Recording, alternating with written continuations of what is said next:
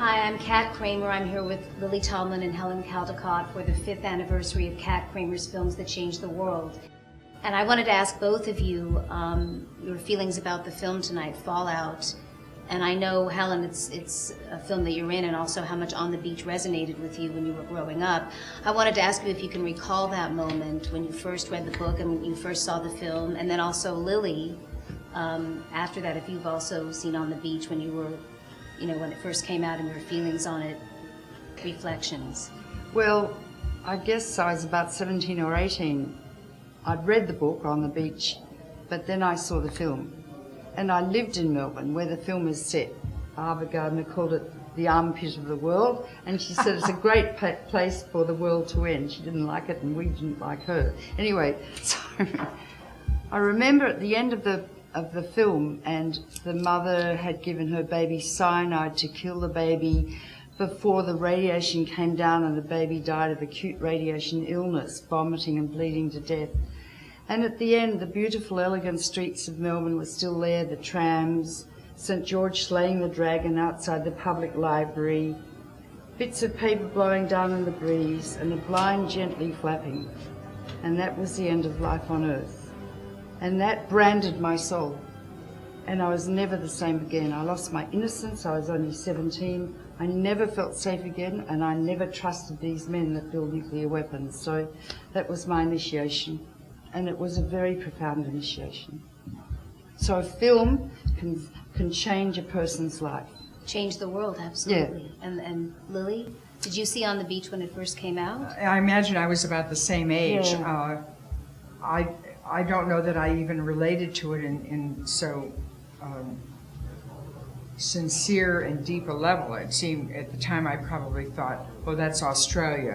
I must have grasped something, but I can't really attest to it because I was probably more influenced at that time by Brigitte Bardot in God Created Woman.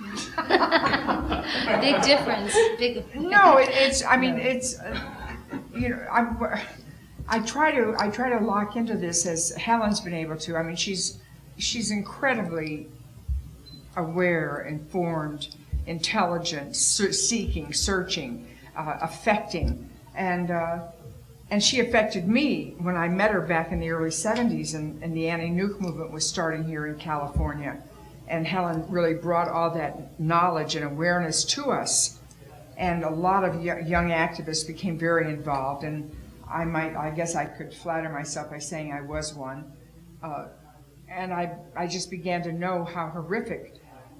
As an actress, I probably was thinking, well, I certainly don't want radiation to come in and invade my body or my face before my career gets going. This seems like a simple question, but what do you hope that audiences will take away when they see Fallout? What can they do? Well, it's creating an attention and a platform and a focus for people to continue this, to do something and create this dialogue and continue it. The public discourse is not informed enough. I mean, people can't deal with this when they're trying to make a living and raise children. They're working for minimum wage. You see, they can. That's what I want to hear from you. They can, because I led the movement in the 80s against nuclear war and the freeze, and we got 80% of people to think that nuclear war is bad for their health, whereas when I first started in 78, everyone said it's better to be dead than red, and I thought, this is psychotic. This nation's psychotic. So I organised 23,000 doctors, and we explained the medical effects of nuclear war. And the journalist said, well, what are doctors talking about this for? This is political. And we said, no, it will create the final epidemic of the human race. Now, because of Clinton, who's got no spine, he left the weapons in place. He had a man in the Kremlin called Yeltsin who was totally compliant. We handed Clinton the ability to eradicate nuclear weapons on a silver plate. 80% of people supported it. He could have got in Air Force One with a contract to say, Yeltsin, sign here, we're going to abolish nuclear weapons, and it would have happened. If we're blown up tonight, because 94% of the H-bombs in the world are owned by Russia and America, and they're targeting each other even though they're best friends and trading partners, all cities are targeted, all towns up to 50,000 here are targeted, all universities, all industrial facilities. And if that goes by computer error, kids hacking into the early warning system, a flight of geese started the early warning system once, you know, we're dead. And it could happen tonight, and yet they're running around with microscopes looking at Iran and South Korea. That's called displacement activity, and it's hypocritical.